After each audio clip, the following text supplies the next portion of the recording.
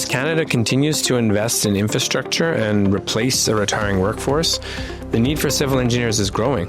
The Government of Canada is projecting nearly 22,000 job openings for civil engineers by 2033, with the field facing a risk of labour shortage.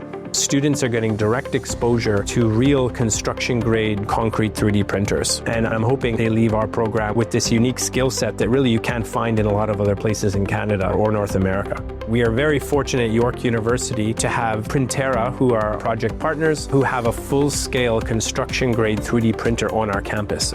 So this project is about using mining waste generated from mining activities and recycling it into new 3D printed concrete housing and structures for remote communities. Instead of sending to the landfill now, the big issue in these remote mining communities is that we have a skilled labor shortage. It takes a lot to haul raw materials to make concrete and buildings and infrastructure into these remote areas.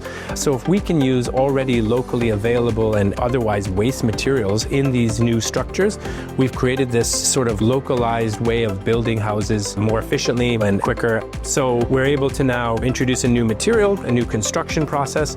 We have a robotic arm, a boom arm that extrudes the concrete in this sort of sticky consistency.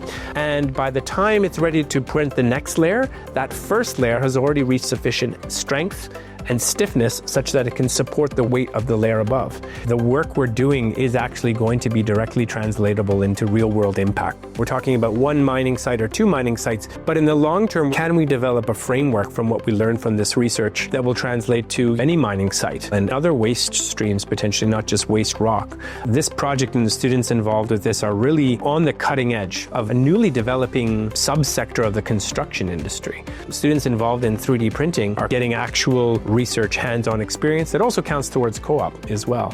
It's really an exciting time for students graduating and learning about these new construction innovations and technologies. Our students are involved in almost every engineering design competition you can imagine across the country now. In terms of just the community that students are engaging with and are putting together, having this idea of 3D printing right on campus in some of the amazing facilities we have in Lassonde is quite unique.